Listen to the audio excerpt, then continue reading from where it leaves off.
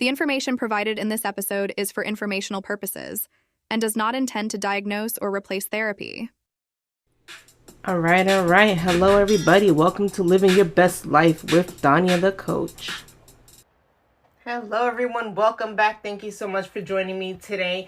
I know I've been gone for a while, but I've taken some time to kind of self-reflect, reset, and just kind of work through some things, right? Because sometimes we get stressed, and what we tend to do is not take a step back. So one of my commitments to myself is to make sure that when I feel overwhelmed, I take a step back. So that's what I did. But now I'm back and recharged and ready to go. And I have an exciting topic I want to talk to you about today.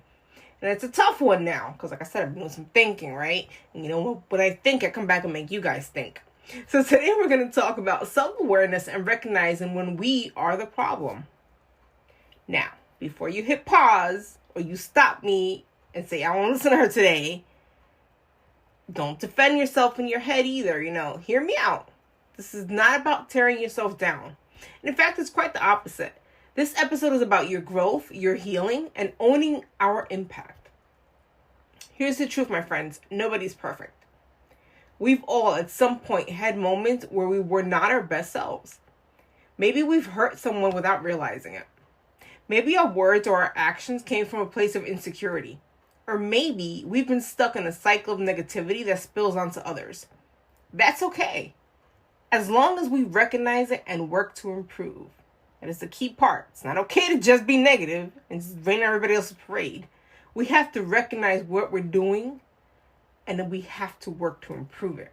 So today, I want to help you do exactly that. Take a real honest look in the mirror, understand what toxic behavior actually looks like, and most importantly, learn how to course correct it with grace. Let's go. Toxic behavior does not mean you're a bad person. It means there's an unhealthy pattern happening. One that could be fueled by stress, past trauma, insecurities, or even just bad habits that you picked up along the way. Here are some signs to watch for in yourself. Constant negativity. Are you always complaining? Are you that person? Do you find yourself pointing out everything that's wrong and barely anything that's right? Are you defensive? When someone gives you feedback, do you get angry? Do you dismiss it immediately? Next one is manipulation. Ooh, that's a bad word, right? It doesn't mean we mean it though. We could do it unintentionally. Do you guilt trip people or play the victim to get what you want? Lack of accountability is another big one. Do you often blame yourselves for situations instead of acknowledging your own role in them? My daughter's good for that. Somehow, some way, she will find a way to make something your fault, even when it was blatantly her. And she'll argue you down too. That's such a big problem a lot of people have. Something I'm trying to work with her on. So when I figure that out, or when I find a way that works, I'm going to let y'all know. Trust me on that. Do you bring other people down? Are you quick to judge, criticize, or belittle? Even in the smallest little ways. Think about it. If somebody shows you something they did or tells you about something they did, is your immediate reaction to go to something negative? Or to give them constructive feedback as opposed to saying something positive about whatever they're sharing with you? Are you overly controlling? Do you struggle with letting people make their own choices? I'm controlling. I will self-assess that. Emotional dumping. Do you constantly vent but rarely listen when others need your support? Think about that. Are you that person that always calls and just unleashes on somebody? Yet when there's nothing going on in your life, nothing wrong, you don't even call to check on them, right? Sound familiar? Lastly, resisting change. Do you shut down conversations that challenge the way you think, the way you feel? Things that don't agree with you. Now, my friends, I want you to take a breath. This is not about shame. If you recognize any of these in yourself, that's actually a good thing. Danya, you crazy? No, I'm not crazy. Why is it a good thing, my friends? Because awareness is the first step towards change. Let's talk about how to recognize when you're the problem. So how do you know when you're the one contributing to a toxic situation? Let's play with something called the mirror test. Look at the common denominator. If you keep having the same conflicts in different areas of your life, work, friendships, family, it's worth asking the question, am I playing a role in this pattern? Secondly, my friends, you have to listen to feedback. If multiple people have told you the same thing about your behavior, do not dismiss it. Take time and reflect on it. Think about it. Try to step out of your own shoes and look at it from a different point of view. Next, my friends, check your reactions. If someone brings up an issue, do you get angry and defensive, or do you pause and consider what they're saying? Lastly, my friends, assess your energy. Are you walking into rooms with tension, negativity, or do people feel safe and comfortable around you?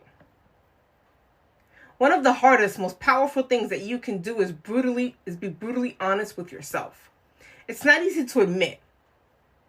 Maybe I'm not showing up the way I need to show up. When's the last time you told yourself that? When was the last time you looked in the mirror and were honest with yourself about something like that? That level of self-awareness is what separates people who grow from people who stay stuck. But there's hope. What if you realize you've been engaging in this toxic behavior? What do? First, you take accountability, right? That big one. Own your actions without excuses. Saying I was in a bad mood is different from saying I shouldn't have snapped at you and I'm sorry. Accountability is the bridge to trust. Second, my friends, pause before reacting. If you tend to get defensive, practice pausing before you respond. Take a deep breath. Ask yourself, am I reacting from emotion or logic?